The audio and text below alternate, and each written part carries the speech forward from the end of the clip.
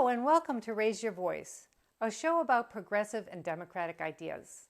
And today I'm happy to welcome our guest, Lucius Parshall, and he is running for New Hampshire State Rep for the towns of Marlborough and Troy. So welcome, Lucius. Thank you very much. It's a pleasure to have you here.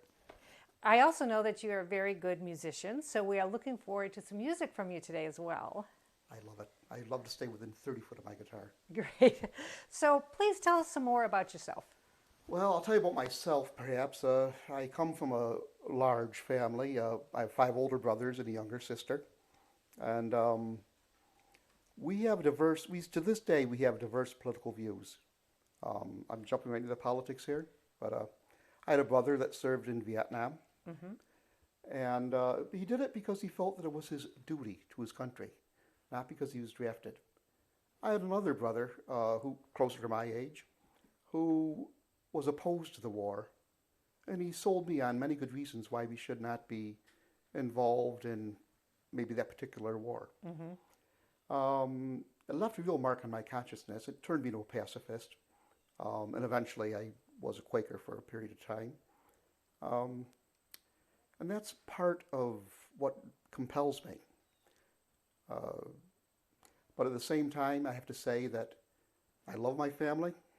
We get together at Thanksgiving and other times of the year. We have family reunions, and we are always managed to be civil to each other. And that's a point of pride for me. I wish we could all do that as a country and a nation. If I get to Concord, I hope that that's something that I could bring with me. Great. And you moved to Marlborough how many years ago? About 3 years ago. 3 years ago. Okay. Yes. Great. And you were a music teacher in Marlborough? At first, I spent the last couple of years in Marlborough, and I spent 18 years teaching in the Conville district in all the elementary schools. I had between 5 and 8 elementary schools in any given year that I would go visit, spend a few days there, and then move on to the next school. Wow. And so it got to meet a lot of different young personalities. Yeah. Yeah. So you know the area well. Yes, I do. And I still have many friends. Matter of fact, one of my former students, I'm proud to say, I'm a Morris dancer. You might have seen us guys in green whacking sticks around here. Yes. That's one of my forms of entertainment. And last year, one of my former students came and joined the team. Oh, that's great. Oh, that's great. It took a little while for him to not call me Mr. Parshall. Yep. You know, but we're used to it now, and he's a great addition. He's a great friend. That's great. So you're obviously involved with the community, and you are concerned about what's going on politically.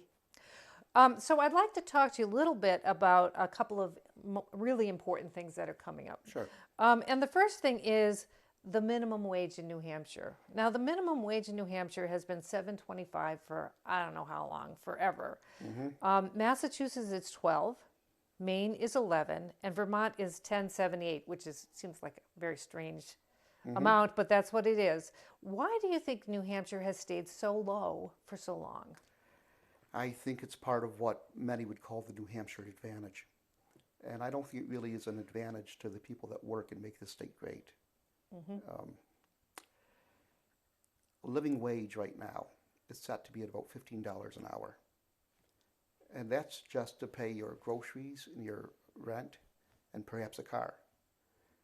I think even that's not enough. I think workers deserve the kind of life that my own father had. He raised 7 children. His wife, my mother, did not work. She was a stay-at-home mother. He could go out and he could afford enough money to pay his mortgage, to pay for his car, to pay for the groceries, and have a little left on the side even for beer on Friday nights. I don't think that's too much to ask of anybody that's working. And I think it's a shame that my own son has to work 2 jobs, 60 hours a week, just to barely make his rent. Wow. Yeah.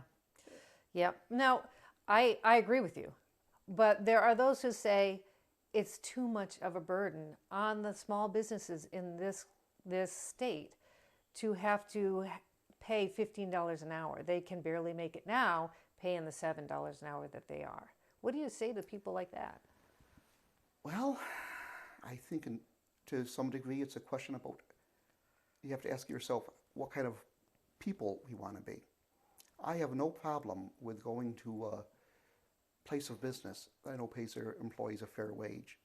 And I'm finding more often than not that fair wage does not drive prices or to any significant amount. I would happily pay a quarter more to know that I'm going to a business that is fair to their employees, and I do. And I think that's a really good point, that yes, you may have to raise prices, but the amount that you have to raise is so small comparatively that you're not going to lose business because your increases pricing by that much. Yes. And I also think, when people are making $15 an hour or less, they're not saving that. Whatever they make is going directly back into the economy. Yes. And very often they're spending it on their local economy as well. Right. And that's the other thing. You spend $1 local. That's why I like supporting small businesses. You spend $1 locally at your local general store, that dollar gets circulated in your community up to 10 times before it leaves town. You spend $1 at Walmart, the next day it's on the plane heading for Arkansas. Right. Yes, that's true. And so it's a case of us supporting our local economy as well. Cheaper is not always better. And when you look at Walmart, they don't pay the minimum wage, but they do put a tremendous burden on our health industry and on our welfare industry. And I think it's a travesty that they have their human relations or HR departments are handing out information on how to apply for food stamps. Wow, yeah. That's crazy. Yeah, it is. So that's crazy. So do you think that there is something that you can do in the state government to help us bump up that minimum wage in New Hampshire? What can we do? I think we just need to keep the conversation going. We have to keep it out there. Forgive me, I can't remember our senator or our congressperson that got it through, but we just finally defeated the death penalty, and that was years in coming. I think if we keep the conversation alive, keep people aware of the benefits of it, I think it'll come eventually. It might not come as quickly as we like, but not as quickly as I like, I'll tell you for sure. Yeah. But I think it's just important, if nothing else, to not sweep this conversation under the rug. Yeah. And you look at the other, like I said, the other New England states have a much higher minimum wage, and it doesn't seem to have affected their economy. So it should be something that we could do as well. Yes, I have no doubt about that. Great. Well, let's hope that happens, because I think that's an important thing. It's one of my goals is economic justice. That's great. It lifts everybody up, and and when you look at the wage disparity and income disparity in our country, it's as high as it was in 1929, and I do not want to see a repeat of another depression because we don't pay our employees enough. It's just common sense for everybody, no matter how well heeled you are. We need to take care of each other. Yeah, and I think that's a really good point, that we have to remember that we are one community. Yes. And that we need to help each other along, and not just the 1% at the top who are making billions of dollars. I could not agree more. Yeah, yeah. So, Lucius, I would love it if you could take a moment and give us a song, and so we could really enjoy your musical talent. I'm ready for that. Here's a song that I used to sing with my students. We would discuss environmental awareness after we would sing it. And I had some great conversations about climate justice with them. And I'm glad you're going to help me with it. Great, yeah, I'm looking forward to it. So here we go. Mr. Thompson calls the waiter and orders steak and baked potato. Leaves a bone and bristle and he never eats the skin. A busboy comes and takes it with a cough, contaminates it. Leaves it in a garbage can with greasy sardine tins. A truck comes by on Saturday, hauls it all away. A million trucks just like it are converging on the bay. Garbage! Garbage! Garbage! Garbage! Garbage! Garbage! Garbage! Garbage! Filling up the land with garbage. Garbage! Garbage! Garbage! Garbage! Garbage! What will we do when there's no place left to put all the garbage? Mr. Thompson starts his Cadillac and winds it up the freeway track, leaving friends and neighbors in a hydrocarbon haze. He's joined by lots of smaller cars, all sending gases to the stars, there to form a seething haze that hangs for 30 days, while the sun looks down upon it with an ultraviolet tongue. It turns into a smog and then it settles in our lungs. Garbage, garbage, garbage, garbage, Garbage! garbage, Garbage! garbage, Filling up the air with garbage. garbage, Garbage! garbage, Garbage! Garbage! Garbage! What will we do when there's nothing left to breathe but garbage? Getting home and taking off his shoes, he settles to the evening news, while the kids do homework with the TV in one ear. While Superman for the 1000th time solves crime and then he'll settle crime, they dutifully learn the date of birth of Paul Revere. In the paper there's a story of the mayor's middle name, and he gets it done, time to watch the All-Star Bingo game.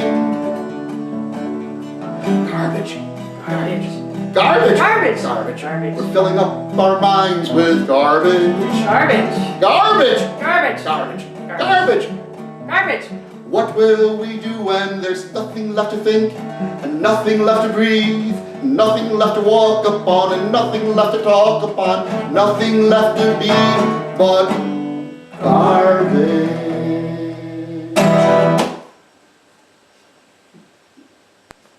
Thanks, Lucius. That was really good. Thank you.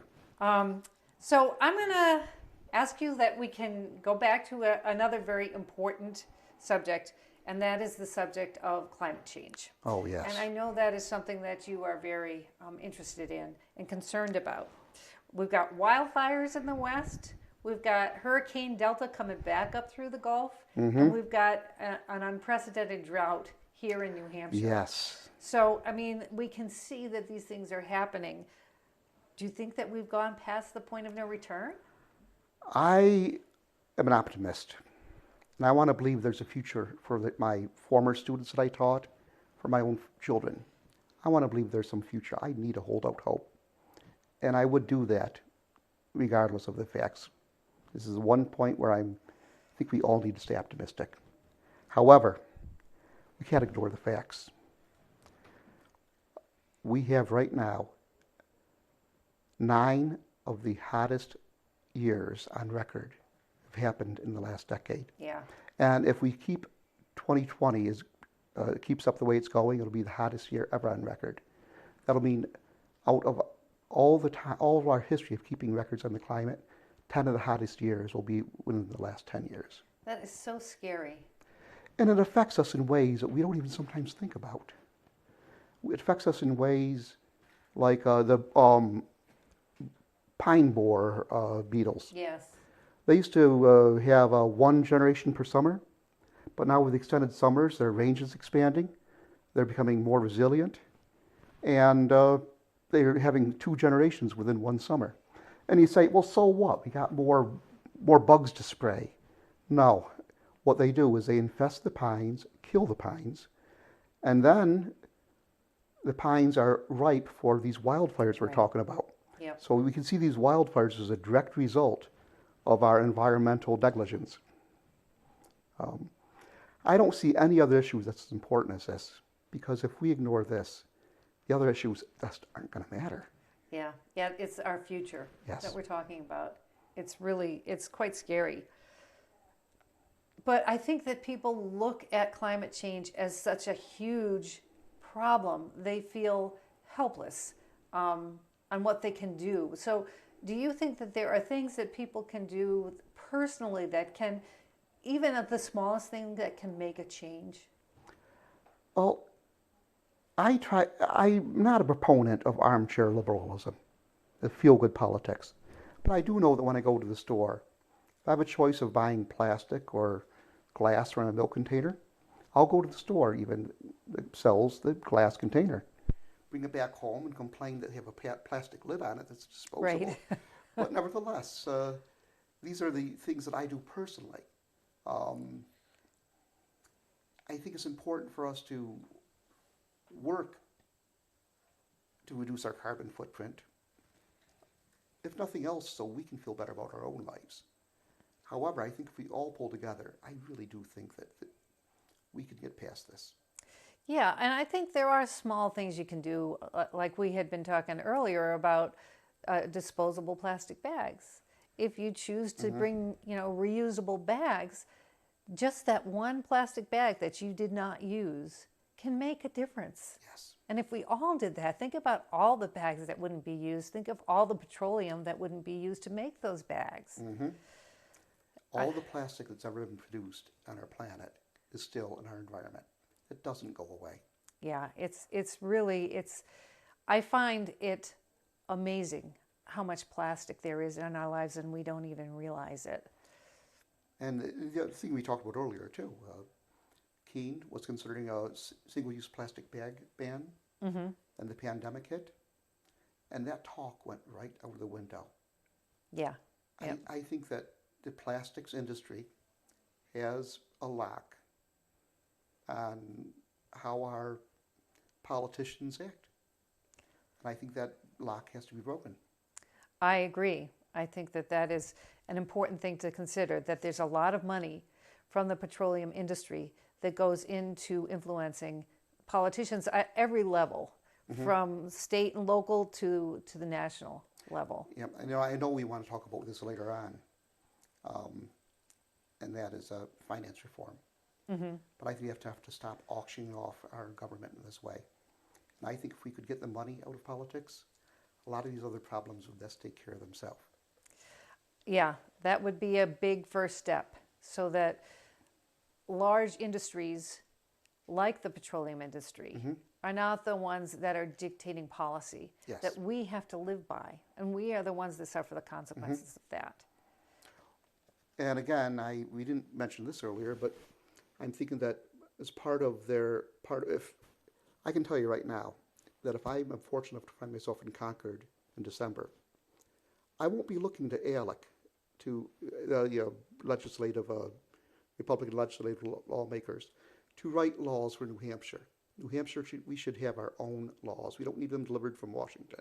Yep. And I think that we're getting far too comfortable with having our legislation being outsourced. Yeah, that's an important point. And I think that a lot of people feel that way now, is that our voices aren't being heard. Yes. Yeah, yeah. So as far as climate change in New Hampshire, what is it that our state government can do to help with the situation? Do they have grants available for renewable energy, that kind of thing? Well, I'll tell you one thing I would like to see is the cap on, can you edit this out, I hope? The cap on how much the electric companies will buy back from a solar array. Yes. That needs to be increased. It's not profitable to run a solar array in your house now, because you can't not get rid of the excess electricity. I see. Other states, the cap is set much higher.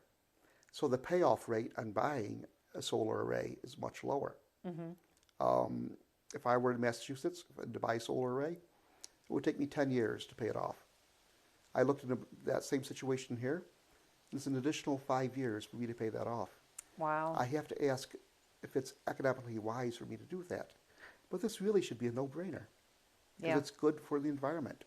So we have to increase the caps. That's one thing and it was before the governor. He vetoed it, and we were not able to overturn that veto, which is another reason why we need more blue seats in the House. Yeah. I agree. So Lucius, give me your best pitch as to why you should be in the State House. Well, I think that we're living in a fairly progressive area. Yeah.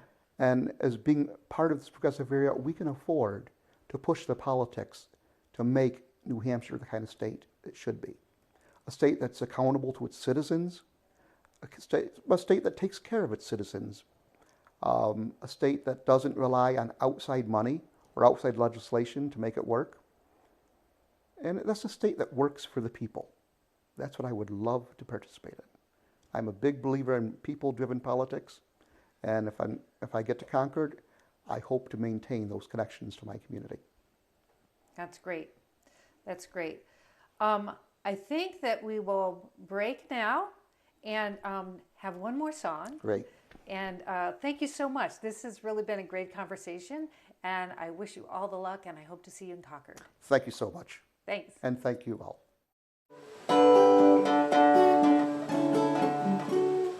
All the world over, so easy to see. People everywhere just wanna be free. Listen, please, listen, that's the way it should be. People everywhere, we got to be free.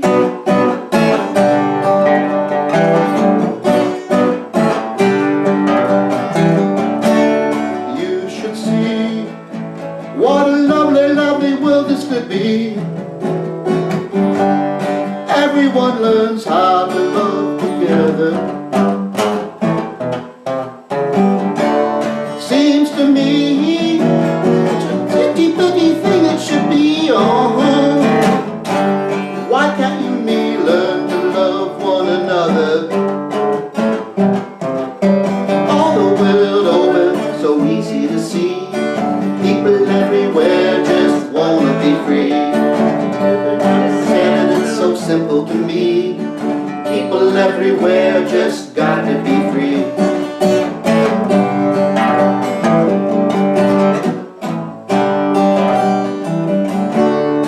There's a man who is down and needs a helping hand. All it takes for you to understand and to see him through.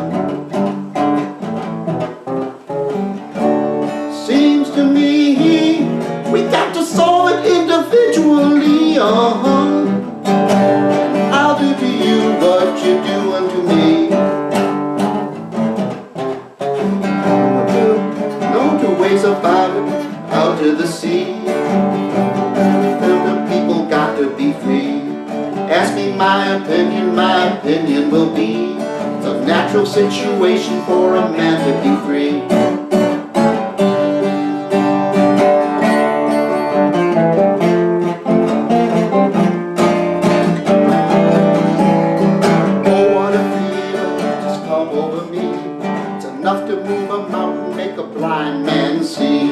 Everybody singing now, let's go see. People in the battle